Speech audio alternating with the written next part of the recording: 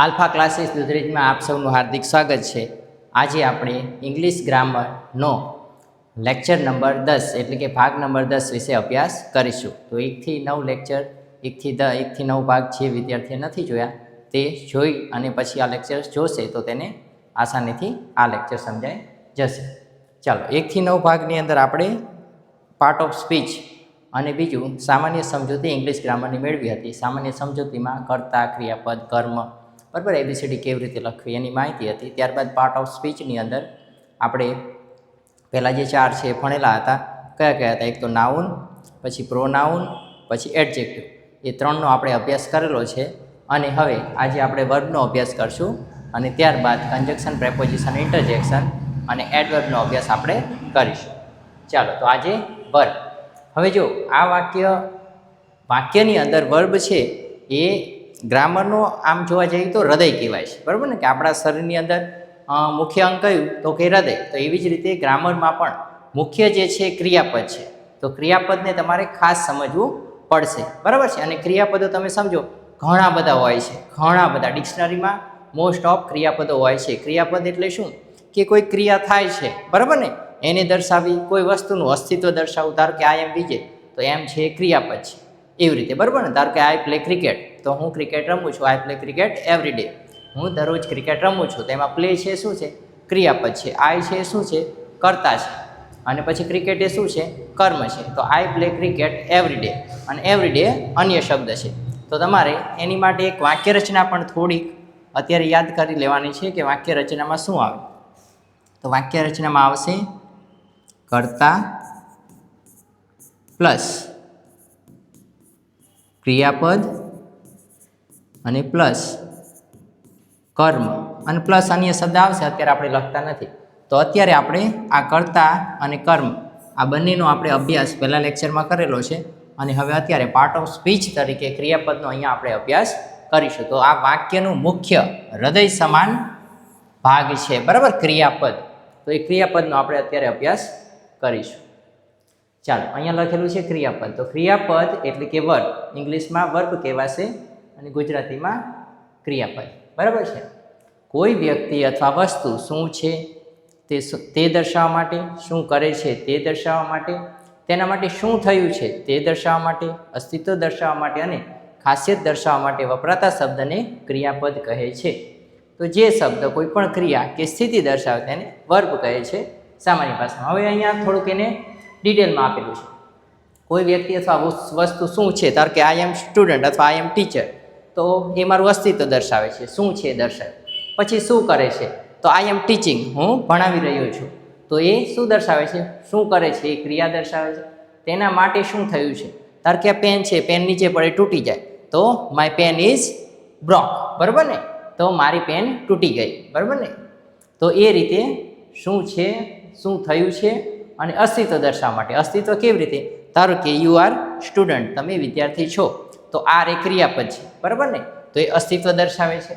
પછી ખાસિયત દર્શાવવા માટે વપરાતા શબ્દને ક્રિયાપદ કહે છે. હવે જો ટુ બીના ક્રિયાપદ મોસ્ટ ઇમ્પોર્ટન્ટ પાર્ટ છે, આ તમારે ખાસ યાદ રાખવાના છે. આ સહાયકારક ક્રિયાપદ, ઓક્ઝિલરી હેલ્પિંગ વર્બ તરીકે તેને ગણી શકશો, બરાબર ને. તો પહેલા લેક્ચરમાં આપણે જોયું હતું ટુ બીના ક્રિયાપદ એક સામાન્ય પોઈન્ટ તરીકે એને સમજાતા કે ટુ બી એટલે હોવું, અસ્તિત્વ દર્શાવે છે. ટુ બીના ક્રિયાપદ વર્તમાન કાળમાં એમ ઇઝ આર, ભૂતકાળમાં વોઝ વેર અને ભવિષ્યકાળમાં શેલ વિલ. તો આ બધાના તમારે અર્થ અને સ્પેલિંગ બંને યાદ રાખવાના છે. આ બધાના ગુજરાતી અર્થ પણ યાદ રાખવાના છે. અહીંયા એમ છે તો એનું છું થશે, ઇઝનું છે થશે, આરનું છો થશે, વોઝનું એક વચનમાં હતી અને હતો થશે, અને વેરનું બહુવચન હતા થશે, અને શેલ વિલ બંનેનું થશે હશે, બરાબર છે. હવે અહીંયા લખેલું છે play, eat, write, run, have. Have એટલે ની પાસે હોવું. હેવ અને એઝના નિયમ આપણે પછી જોશું. તો પ્લે એટલે રમવું, ઈટ એટલે ખાવું, રાઇટ એટલે લખવું, રન એટલે દોડવું, હેવ એટલે ની પાસે. તો they play cricket every day, તેઓ દરરોજ ક્રિકેટ રમે છે. સાદા વર્તમાન કાળનું આ વાક્ય છે. તો રોજિંદી ક્રિયા સાદા વર્તમાન કાળમાં આવે છે એટલા માટે. ચાલો પછી આગળ.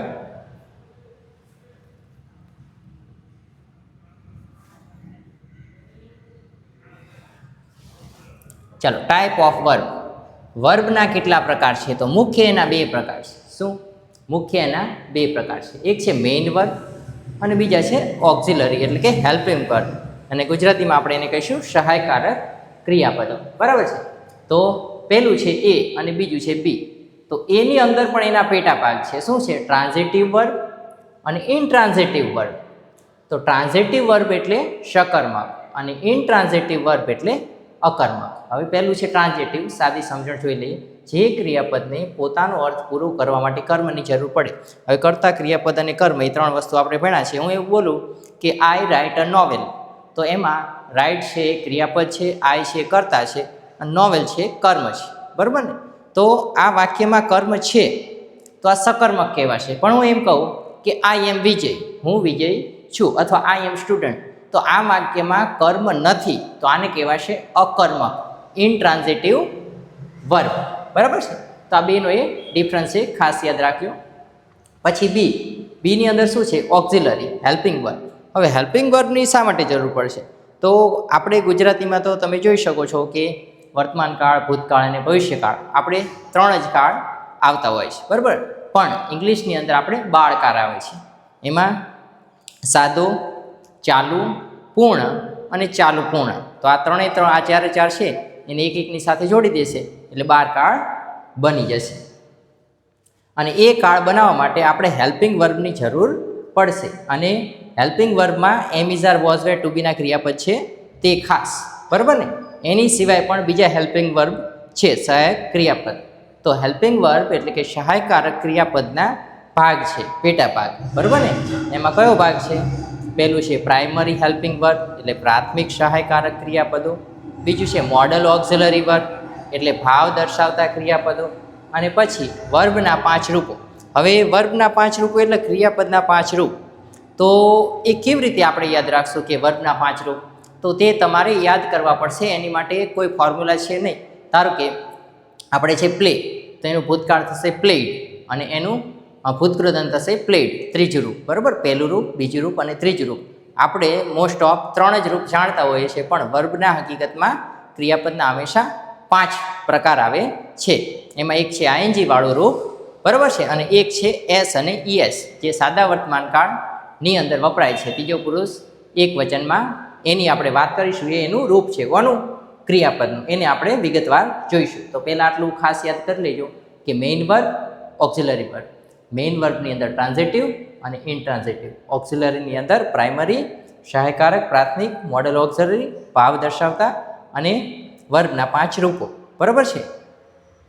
હવે આપણે એમાં પહેલો ભાગ જોઈશું, ટ્રાન્ઝિટિવ, બરાબર? મેઇન વર્બના મુખ્ય ક્રિયાપદોમાં પહેલો ભાગ ટ્રાન્ઝિટિવ વર્બ.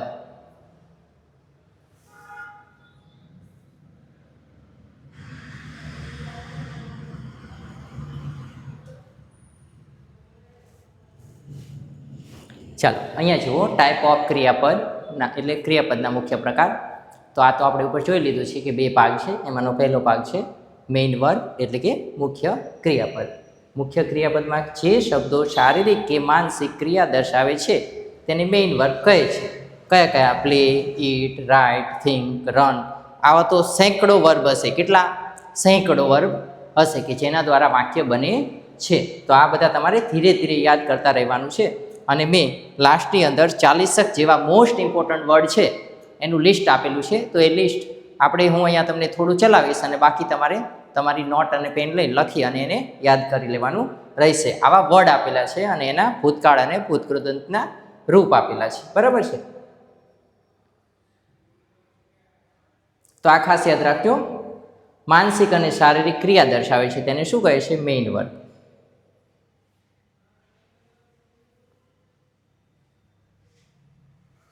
ચાલો પછી મેઇન વર્બના મુખ્ય 2 પેટા પ્રકારો છે. કયા કયા? ટ્રાન્ઝિટિવ વર્બ એટલે શકર્મક. તો જે ક્રિયાપદને પોતાનો અર્થ પૂરો કરવા માટે કર્મની જરૂર પડે છે. ધારો કે હી બોટ અ કાર, તો અહીંયા લખેલું હી એટલે આ છે કર્તા, બરાબર છે? હવે જો એક શબ્દ હોય એના જુદી જુદી રીતે જુદા જુદા અર્થ થાય, આને કર્તા પણ કહેવાશે, બરાબર ને? આને એક બીજું નામ પણ અપાશે. કયું અપાશે? નામની જગ્યાએ વપરાય છે એટલા માટે સર્વનામ પણ કહેવાશે, બરાબર છે? પછી સર્વનામના પણ પ્રકાર છે, આપણે જે ભણી ગયા છે પ્રોનાઉન. તો એ આ વ્યક્તિવાચક એટલે કે પર્સનલ વ્યક્તિવાચક સર્વનામ. વ્યક્તિવાચક સર્વનામ એટલે પર્સનલ પ્રોનાઉન. પછી આ છે બીજું રૂપ V2, બરાબર ને, અને આ આર્ટિકલ અને આ છે નામ, બરાબર ને, અને કોમન નામ છે. કયું?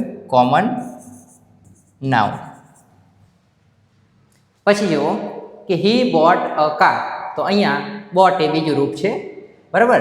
આ કર્તા છે, આ ક્રિયાપદ છે, અને આ તમે આને કર્મ નહીં કહી શકો, આને તમારે કોમન નાઉન કહેવું પડશે, બરાબર ને. આ કેવું છે?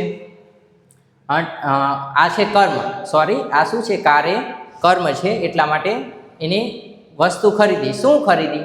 તો કાર ખરીદી. જ્યારે તમે ક્રિયાપદને એવો પ્રશ્ન કરો છો, જે ક્રિયાપદ હોય કે શું થયું તેનાથી, અને એમાં તમને જે જવાબ મળે એ તમારું શું બની જશે? કર્મ બની જશે. બોટ, તો બોટ એટલે ખરીદવું. તો તમે એને પ્રશ્ન કરો શું ખરીદ્યું, તો એનો જવાબ મળશે કાર.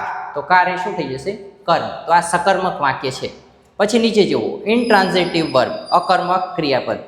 તો જે ક્રિયાપદનો અર્થ પૂરો કરવા માટે કર્મની જરૂર પડતી નથી તેને શું કહે છે? અકર્મક અથવા ઇનટ્રાન્ઝિટિવ વર્બ. તો ધ બેબી ક્રાઇડ. અહીંયા જુઓ કે બાળક રડી રહ્યું છે, બરાબર. બાળક રડ્યું, ખાલી એટલું જ છે, બાળક રડ્યું. તો અહીં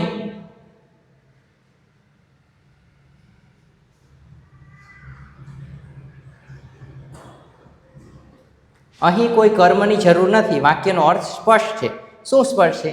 કે બાળક રડ્યું. તો અહીંયા તમે આને પ્રશ્ન કરશો તો તમને કોઈ જવાબ મળશે નહીં. ક્રાય એટલે રડવું, બરાબર ને. તો એટલા માટે આને શું કહીશું? અકર્મક વાક્ય કહીશું. પછી મેં તમને કીધું કે આઈ એમ વિજય, બરાબર ને. તો એમાં પણ અકર્મક વાક્ય છે, કર્મ નથી. અને સકર્મક અને અકર્મક તમારે ખાસ યાદ રાખવા પડશે. એનું કારણ છે, કારણ કે તમે અને હું આપણે જ્યારે આગળ લેક્ચરમાં જશું ત્યારે એક પાર્ટ આવશે ગ્રામરનો, એક્ટિવ અને પેસિવ, બરાબર ને. તો એક્ટિવ અને પેસિવ, કર્તરી અને કર્મણી. તો આ કર્તરી અને કર્મણી જ્યારે ભણશું ત્યારે અમુક એવા વાક્ય આવશે જેનું પેસિવ થશે નહીં. પેસિવ ન થવાનું કારણ એવું હશે કે એમાં કર્મ નહીં હોય, અને પેસિવ કરવાનો નિયમ છે કે કર્મને આગળ લાવવું, કર્તાને પાછળ લઈ જવાનું, બરાબર ને. તો એ નિયમના કારણે કર્મ ન હોવાથી એનું પેસિવ થશે નહીં. તો ત્યારે તમને સકર્મક અને અકર્મક ક્રિયાપદ હું તમને યાદ કરાવડાવીશ.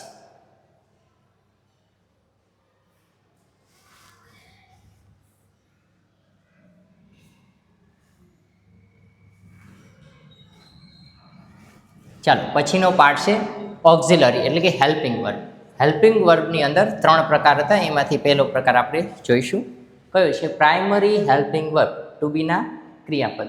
તો તમારે એ જે પહેલાં આપણે યાદ કરેલું છે બોલવાનું છે. હું જે રીતે બોલું છું એ રીતે બોલવાનો પ્રયત્ન કરશો તો તમને બધું યાદ રહી જશે. મેં પહેલાં જ કીધું હતું કે ભાઈ આપણું જે મગજ છે શેની ઉપર ચાલે છે? ફ્રિકવન્સી ઉપર ચાલે છે, બરાબર ને.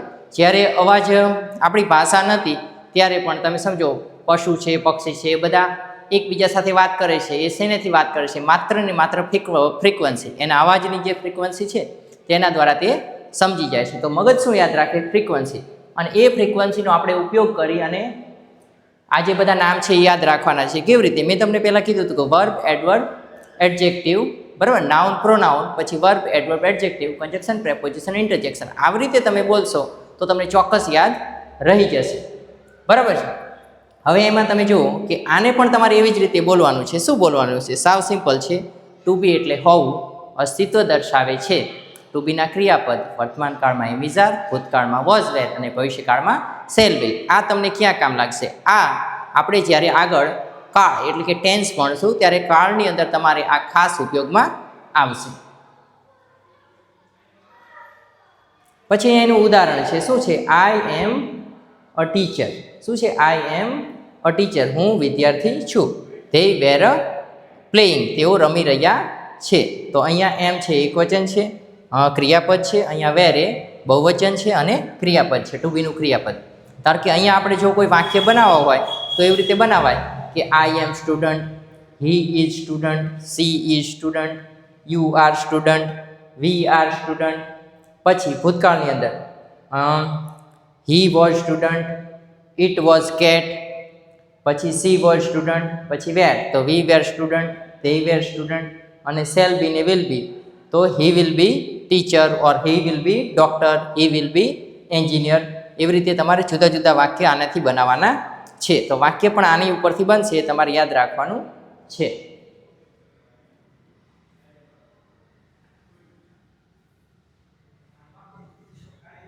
ચાલો પછી છે ટુ હેવના રૂપો. હવે જો ટુ હેવ એમાં તમારે એક વસ્તુ યાદ કરવાની છે, હું તમને અત્યારે જ કહી દઈશ, પછી બીજી વખત રિપીટ પણ કરશું. તો વર્તમાન કાળમાં હેવ અને હેઝ, તો ક્યારે હેઝ લાગે છે અને ક્યારે હેવ લાગે છે, ખાસ બધા યાદ રાખવાનું છે. તો ત્રીજો પુરુષ એક વચન, ત્રીજો પુરુષ એક વચન એની અંદર શું લાગે છે? હેઝ લાગે છે, અને બાકી બધામાં હેવ લાગે છે. હવે ત્રીજો પુરુષ એક વચન, તો પહેલાં તો એ સમજવું પડશે કે ત્રીજો પુરુષ એટલે શું અને કેટલા પુરુષો આવે છે. તો પુરુષ પાછલા લેક્ચરમાં આપણે જોયા હતા, 3 પુરુષ આવે છે. એમાં બોલનાર ને પ્રથમ પુરુષ કહે છે, એમાં આઈ અને વી, બરાબર ને. પછી સાંભળનાર એને બીજો પુરુષ કહે છે, તેમાં યુ. અને ત્રીજો પુરુષ એટલે જેના વિશે આપણે વાત કરીએ છીએ તે વ્યક્તિ, વસ્તુ અથવા પરિસ્થિતિ, બરાબર છે. તો એની અંદર આવે છે હી, સી, ઇટ અને ધેય. હવે અહીંયા લખેલું છે ત્રીજો પુરુષ અને એક વચન, એટલે હી, સી, ઇટ અને ધેય આવી શકે, પણ એક વચન લખેલું છે એટલા માટે ધેય નહીં આવે. તો માત્ર શું આવશે? હી, સી અને ઇટ. આની જોડે લાગશે, ખાસ યાદ રાખજો, હેઝ જોડે, બરાબર ને. અથવા તમે સમજો કે આ હીની જગ્યાએ કોઈ છોકરાનું નામ લે તો સંજય હેઝ લખવું પડશે, બરાબર ને. શીતલ હેઝ લખવું પડશે. કોઈ કેટ હોય તો ઇટ હેઝ લખવું પડશે. પછી કોઈ બહુવચન આવી જાય તો તમારે શું લખવું પડશે? કે they હેવ લખવું પડશે, વી હેવ લખવું પડશે, બરાબર. તો આવી રીતે તમારે યાદ રાખવાનું, ખાલી આટલું યાદ રાખવાનું. ત્રીજો પુરુષ એક વચનમાં હી, સી, ઇટ આવે છે. ત્રીજો પુરુષ એક વચનમાં હી, સી, ઇટ આવે છે. ત્રીજો પુરુષ એક વચનમાં હી, સી, ઇટ આવે છે. આવી રીતે બોલવાનું છે 2-5 વખત, એટલે યાદ રહી જશે. અને પછી તમને ખબર જ છે કે હી રહ્યો એ શું છે? પર્સનલ પ્રોનાઉન છે, કે વ્યક્તિની જગ્યાએ વપરાતું સર્વનામ. હવે અહીંયા જો બીજું છે ભૂતકાળ. ભૂતકાળમાં આ બંનેના એક જ રૂપ થઈ જાય છે, યાદ રાખજો.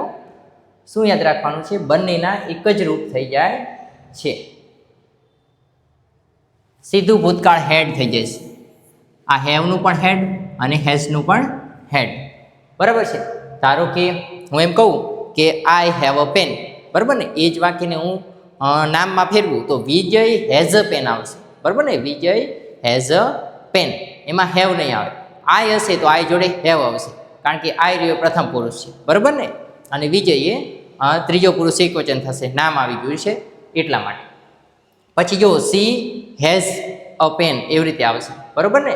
અને પછી they have a પેન્સ એ રીતે આવશે. હવે જો આ બધા જ વાક્યનું તમે એક જ વાક્ય બનાવો તો એ સીધું ભૂતકાળમાં એક જ બનશે. કેવી રીતે? I had a pen, she had a pen, he had a pen, they had a pen, we had a pen, બરાબર છે. તો એમાં કોઈ ફેર પડતો નથી, બધા વાક્ય એક જ હેડથી બની જાય છે. સાથે સાત કર્મના વાક્ય જોડે હેડ લાગે છે. સાથે સાત કર્મ મેં તમને યાદ કરાવેલા છે. પછી ભવિષ્યકાળની અંદર શેલ હેવ અને વિલ હેવ બંને હાલ પૂરતા સમાન છે, પણ આનો એક માઇનોર ડિફરન્સ છે. એ ખાસ કોઈ બહુ અઘરી એક્ઝામ હોય તેની અંદર પૂછાતું હોય છે, અને એના નિયમ 2 વખત કંઈક બદલાણા પણ છે. એટલા માટે આપણે અત્યારે એની ચર્ચા નથી કરતા, એની ડિટેલમાં આપણે પછી ચર્ચા કરીશું. જે કોમ્પિટિટિવ એક્ઝામ હોય એની માટે કામનું છે, બાકી 1 થી 12 ધોરણના વિદ્યાર્થીને ગ્રામરમાં એ આવતું નથી. ઉદાહરણ છે, શું છે? She has a car. જો અહીંયા સી છે, બરાબર, કરતા પણ કહેવાય એને, અને પર્સનલ પ્રોનાઉન પણ કહેવાશે, કારણ કે વ્યક્તિની જગ્યાએ વપરાણું છે એટલે પર્સનલ, અને નામની જગ્યાએ વપરાતા શબ્દને સર્વનામ કહે છે એટલે પ્રોનાઉન. હેઝ અ કાર, તો આ હેઝ એક ક્રિયાપદ છે અને આ કર્મ છે. પછી વી બહુવચન, તો એની જોડે હેવ આવ્યું, અને ફિનિશ્ડ અવર વર્ક, તો અમે અમારું કાર્ય પૂરું કરી નાખ્યું છે. હેવ છે એટલે છે આવશે. પછી જો ટુ ડુના રૂપો. હવે જો આ ટુ ડુના રૂપો છે એ ક્રિયાપદ છે, અને એ ક્રિયાપદનો ખાસ ઉપયોગ 2 જગ્યાએ થાય છે. એમાં પહેલી જગ્યા છે કોઈ પણ વાક્ય હોય એનું તમારે નકાર બનાવવું હોય. ધારો કે હું એવું કહીશ કે આઈ હેવ અ પેન, બરાબર ને. તો એને મારે નકાર બનાવવું છે કે મારી પાસે પેન નથી, તો શું બનશે? I do not have a pen. તો પહેલો એનો ઉપયોગ શું થયો? ડુ ડઝ અને ડીડનો નકાર બનાવવા માટે, બરાબર છે. પછી બીજો ઉપયોગ છે પ્રશ્નાર્થ બનાવવા માટે. તો જે વાક્યમાં ટુ બીના ક્રિયાપદ નહીં આપેલા હોય, બરાબર, હું એમ કહું આઈ એમ વિજય, તો એનું પ્રશ્નાર્થ બનાવવું હોય તો એમ આઈ વિજય બની જશે, બરાબર ને. સી ઇઝ અ સ્ટુડન્ટ, તો ઇઝ સી સ્ટુડન્ટ પ્રશ્નાર્થ બની જશે. પણ હું એવું કહીશ કે આઈ પ્લે ક્રિકેટ, તો એનું કેવી રીતે બનશે? તો એનું એવી રીતે બનશે, ડુ આઈ પ્લે ક્રિકેટ. શું બનશે? Do I play cricket. તો ડુ, ડઝ અને ડીડનો તે જગ્યાએ ઉપયોગ થશે. એનો ઉપયોગ છે એક પ્રશ્નાર્થ બનાવવા માટે અને બીજું નકાર બનાવવા માટે. અને એટલા માટે આપણે એને અહીંયા સમજવાનું છે. ચાલો, શું છે કે આઈ ડુ નોટ નો, હું જાણતો નથી. ડીડ યુ સી હિમ, શું તમે તેને જોયો? જોયો જ આવશે ખાલી, કારણ કે ડીડ આપેલું છે, ભૂતકાળ છે, બરાબર. અહીંયા છે આવશે કારણ કે ડુ છે, આ વર્તમાન કાળ છે. હવે એ પણ યાદ રાખવાનું કે આ ડુ અને આ ડઝ, આ બંને હેવ અને હેઝ મુજબ કામ કરશે. ત્રીજો પુરુષ એકવચન હશે એમાં હેઝ અથવા ડઝ, અને બહુવચનની અંદર હેવ અને ડુ, બરાબર. જે ઉપરનો આપણે નિયમ જોયો તો એ અહીંયા પણ લાગશે. તો ત્રીજો પુરુષ એકવચન હશે તો ડઝ, ત્રીજો પુરુષ એકવચન નહીં હોય તો ડુ, અને ભૂતકાળમાં બંનેના રૂપ સરખા, એટલે કે સીધું ડીડ, બરાબર ને. કારણ કે હું એવું કહું કે I do not have a pen, મારી પાસે પેન નથી, તો આઈ ડુ એ નકારાત્મક છે.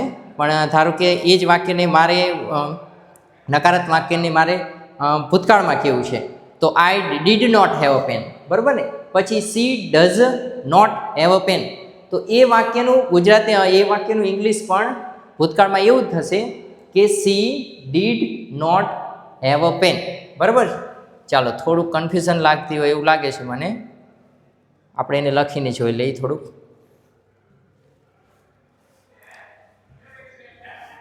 ચાલો, અહીંયા થોડું એક વાક્ય લખું છું કે આઈ હેવ અ પેન, બરાબર ને. પછી અહીંયા લખવી સી હેઝ અ પેન. જો આમાં મારે ડુ વાપરવું છે, બરાબર ને, નકાર બનાવવું છે, તો આનું થઈ જશે આઈ ડુ નોટ અથવા ડોન્ટ, બરાબર ને. એપોસ્ટ્રોફી લગાડી અને ટી લગાડી દેજો. તો I do not have a pen, બરાબર. અને અહીંયા પછી આનું શું થશે? સી, હવે અહીંયા ડઝ લાગશે. કેમ?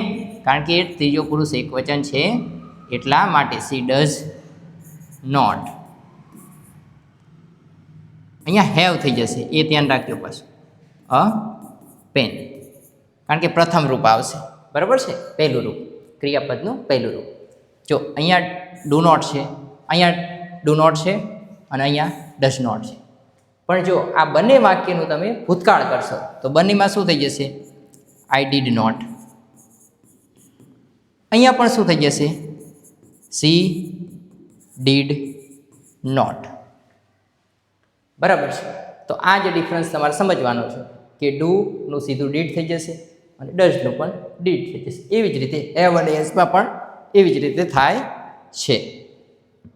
હજી આપણે જ્યારે સમજશું, ત્રીજો પુરુષ એકવચન સમજશું, કાળ સમજશું, અને પછી ડુ ડઝ ડીડના ઉપયોગની અંદર આપણે બે ઉપયોગ અને વાક્ય બધા બનાવવાના છે. એમાં એક તો નકાર વાક્ય બનાવશું અને એક હકાર વાક્ય બનાવશું. અને હકાર અને નકાર બનાવવાના નિયમોનો જ્યારે અભ્યાસ કરશું ત્યારે ખાસ આના બધા જ નિયમો છે એ આપણે સમજાવશું.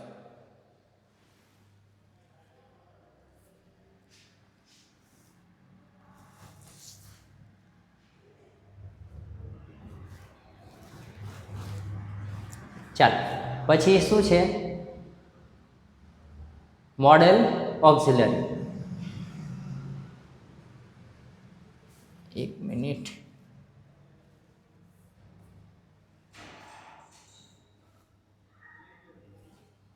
ઓકે, હવે છે મોડલ ઓક્સિલરી. તો મોડલ ઓક્સિલરી એટલે ભાવાર્થ, આજ્ઞાર્થ. ચાલો, આ ક્રિયાપદો ક્ષમતા એટલે કે તાકાત, પરવાનગી એટલે કે પરમિશન, ફરજ કે શક્યતા દર્શાવવા માટે વપરાય છે. ધારો કે કેન અને કુડ, તો તો આઈ કેન સ્પીક ઇંગ્લિશ, હું ઇંગ્લિશ બોલી શકું છું. આ કેન છે હંમેશા શું દર્શાવશે? શક્તિ. શું દર્શાવશે? શક્તિ દર્શાવશે. પછી મે એટલે શક્યતા, માઇટ એટલે પરવાનગી. તો મે આઈ કમ ઇન, શું હું અંદર આવી શકું છું? આપણે પરવાનગી માંગીએ છીએ. પછી મસ્ટ, ફરજિયાત ફરજ દર્શાવે છે કે હોવું જ જોઈએ. અને શુડ એટલે સલાહ. ધારો કે you must obey the rule, તમારે ફરજિયાત નિયમોનું પાલન કરવાનું છે. ઓબે એટલે પાલન કરવું, માનવું, બરાબર ને? અને રૂલ એટલે નિયમો. પછી શુડનું સલાહવાળું એક વાક્ય આવશે કે યુ શુડ રિસ્પેક્ટ એલ્ડર, બરાબર ને? એવું વાક્ય આવે છે. તો તમારે જે એલ્ડર છે, જે મોટા ઉંમરના વ્યક્તિઓ છે, તેનો તમારે આદર કરવો જોઈએ. હવે જુઓ, મોડલ ઓક્ઝિલરી અહીંયા જે આપેલા છે એ આ 2 3 આપેલા છે કે 2 3 થી 4 5 જે કંઈ હોય, આપણે મોડલ ઓક્ઝિલરીનો અલગથી પોઈન્ટ ભણવાનો છે. એમાં હું તમને મોડલ ઓક્ઝિલરી કમ્પ્લીટ સમજાવીશ. અત્યારે એક ખાલી વર્બ તરીકે આપણે એને મોડલ ઓક્ઝિલરીના વર્બ, ભાવાર્થ દર્શાવતા ક્રિયાપદો તરીકે થોડાક સમજીએ છીએ. પછી આપણે ડિટેલમાં જોઈશું, કારણ કે ઘણા બધા ઓટ ટુ ને એ બધા ઘણા બધા મોડલ ઓક્ઝિલરી છે.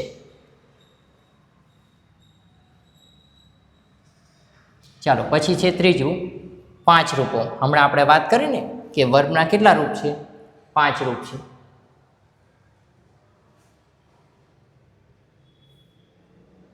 જો અંગ્રેજીમાં કાળ મુજબ ક્રિયાપદના રૂપો બદલાય છે. જો અહીંયા લખેલું છે, તો જ્યારે કાળ સમજશું ત્યારે આ 5 રૂપોનું આપણે ઉપયોગ કરીશું. તો અત્યારે ખાસ યાદ કરી લેજો, જેથી કાળ સમજતા સમયે તમને તકલીફ પડે નહીં. તો V1, V એટલે વર્બ, અને વર્બ એટલે ગુજરાતીમાં થાય ક્રિયાપદ, અને 1 એટલે પહેલું રૂપ, બરાબર ને? તો આને આપણે સિમ્પલ લખશું, ક્રિયાપદનું પહેલું અથવા પ્રથમ, પહેલું રૂપ.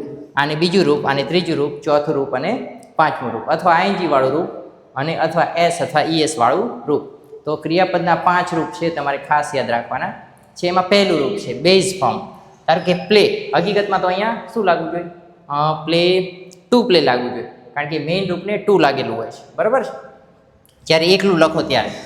તો પહેલું છે પ્લે. હવે જો આ પ્લેનું ગુજરાતી થશે રમવું. ખાસ યાદ રાખજો, રમવું. પછી પ્લેડ એટલે રમ્યા. શું થશે? રમ્યા. પછી પ્લેડ, ત્રીજું રૂપ રમેલા. આનું થશે. આના જો સરખા રૂપ છે એટલે અહીંયા તમને કદાચ ખ્યાલ નહીં આવે, સામે આવી જશે.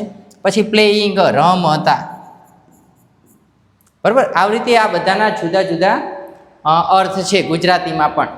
તો એ ખાસ તમારે યાદ રાખવાના છે. હવે અહીંયા જુઓ, આના ગુજરાતી સરખા જ થાય છે, બરાબર ને? રમવું. અને આનું ગો એટલે ગોઝ એટલે જવું. હવે ગો એટલે જવું. પછી વેન્ટ એટલે ગયું. ગોન એટલે ગયેલું. ગોઈંગ એટલે જનાર, જતું હોય એવું. ગોઝ એટલે એ જ તે શું? જવું. હવે આમાં એક સામાન્ય નિયમ નીકળીને આવે છે કે તમારે ગુજરાતીમાં કેવી રીતે સમજવું. ધારો કે કોઈ વાક્ય ગુજરાતીમાં બોલાય છે કે હું રમ્યો, અને કોઈ પૂછે કયા કાળનું વાક્ય છે, તો રમ્યો, ય આવ્યો એટલા માટે ભૂતકાળ. શું થશે? રમ્યો, ય આવ્યો એટલા માટે ભૂતકાળ, બરાબર? પછી કોઈ એમ કે અમે રમવા ગયા, તો રમવા, વ આવ્યો એટલા માટે શું થશે?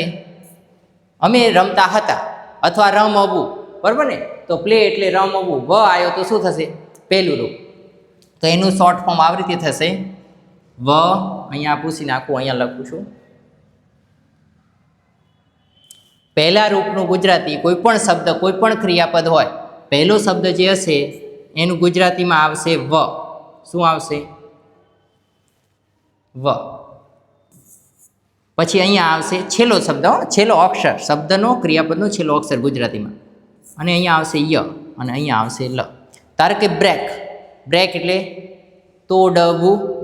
પછી બ્રોક એટલે તૂટ્યું, અને પછી બ્રોકન એટલે તૂટેલું. ધારો કે બ્રોકન ગ્લાસ, તૂટેલો ગ્લાસ, બરાબર? બ્રોકન પેન, તૂટેલી પેન, એવી રીતે. પછી બીજું તમે કોઈ પણ અહીંયા 2 તો ઉદાહરણ લીધેલા છે, તો હરેક ઉદાહરણ હશે ક્રિયાપદના, એમાં આ વલયનો નિયમ 99% લાગુ પડશે. તો આ તમારે ખાસ યાદ રાખવાનું છે. તો આનાથી તમારે ઇંગ્લિશનું ગુજરાતી, ગુજરાતીનું ઇંગ્લિશ કરતા સમયે કોઈ કાળમાં ડિફરન્સ આવશે નહીં. તો ખાસ યાદ રાખજો વયલ, કે પહેલું રૂપ, બીજું રૂપ અને ત્રીજું રૂપ. ગુજરાતીમાં વયલ, પહેલું રૂપ, બીજું રૂપ અને ત્રીજું રૂપ. અને પછી આ રમતા અને આ રમવું એ બધા સરખા રહેશે. આ એક રમતા યાદ રાખજો, રમતા. તો આનાથી તમને કાળ સાવ સિમ્પલ ભાષામાં સમજાઈ જશે જ્યારે આપણે કાળ ચલાવશું ત્યારે.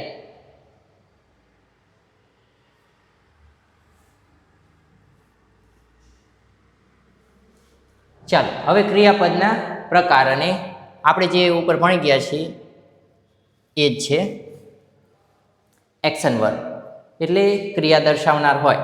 C sings a song. પછી જે ટુ બીના રૂપ આપણે ઉપર જોઈએ, અસ્તિત્વ દર્શાવે.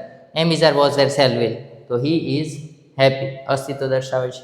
પછી જે હેલ્પિંગ વર્બ કાળ બનાવવા માટે, ધે આર વોચિંગ ટીવી. પછી મોડલ વર્બ એટલે ક્ષમતા, મરજી દર્શાવવા માટે, ઈચ્છાઓ દર્શાવવા માટે, યુ કેન ડુ ઇટ, તમે તે કરી શકો છો. તો આ એના મુખ્ય પ્રકાર છે, બરાબર, સામાન્ય પ્રકાર.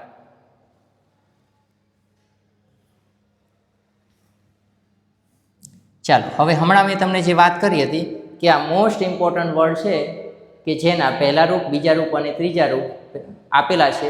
અને એનું ગુજરાતી અર્થ જો આનો આપેલો છે, ખાલી ગો એટલે જવું, આનો અર્થ આ આપેલો છે, આ આપેલો છે, બરાબર. ગો એટલે જવું, તો કમ એટલે આવવું, સી એટલે જોવું, ટેક એટલે લેવું. હમણાં મેં તમને કીધું હતું ને, તો જો દરેકના આપણે અર્થ જોઈએ કે ગો એટલે જવું, બરાબર ને, સામે લખેલું છે.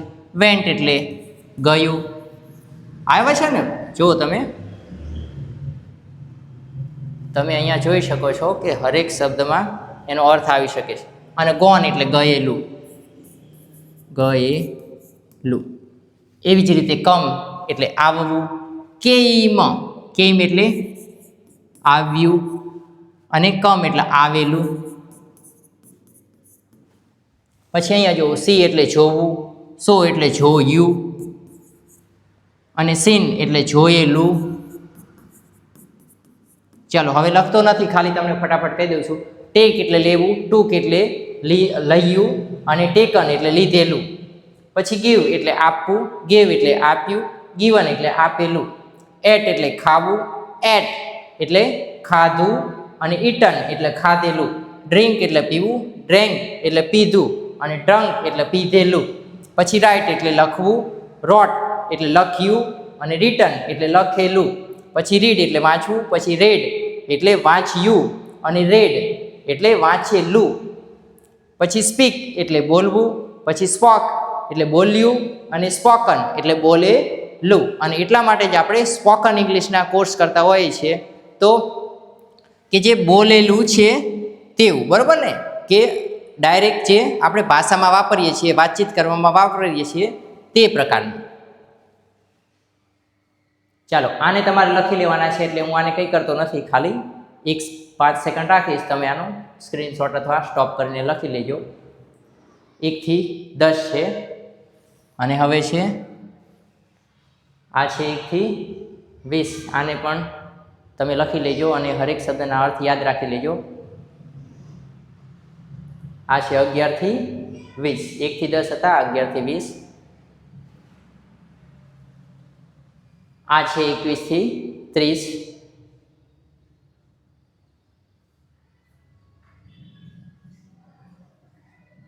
અને આ છે 31 થી 40. તો આ જે મોસ્ટ ઇમ્પોર્ટન્ટ છે એના પહેલું રૂપ અને બીજું રૂપ અને ત્રીજું રૂપ આટલા તમને ફરજિયાત આવડવા જોઈએ, કારણ કે આ 7 થી 12 ધોરણની ઇંગ્લિશની પરીક્ષામાં ખૂબ ઉપયોગી તમને રહેશે. એટલા માટે આ તમને આવડવા જોઈએ ફરજિયાત, બરાબર. આ વર્બ છે ઇરેગ્યુલર વર્બ છે, કેવા કે જેના અલગ અલગ થતા હોય, બરાબર ને. તો પ્લેનું પ્લેડ થતું હોય અને પ્લેડ થતું હોય તો અલગ અલગ થાય છે, એ રીતના. પછી સરખા રૂપો આવશે, પછી અલગ અલગ બીજું અને ત્રીજું રૂપ અલગ હોય, પહેલું, બીજું અને ત્રીજું સેમ હોય, બરાબર ને. કટ કટ કટ, ફૂટ ફૂટ ફૂટ, શટ શટ શટ વર્બના રૂપ આવે. તો એ માટે આ મોસ્ટ ઇમ્પોર્ટન્ટ હતા, જે તમારે ખૂબ ઉપયોગી છે, તે મેં અહીંયા લખેલા છે. અને હવે આપણે આની પછીના લેક્ચરમાં એડવર્બ એટલે કે ક્રિયા વિશેષણનો અભ્યાસ કરીશું.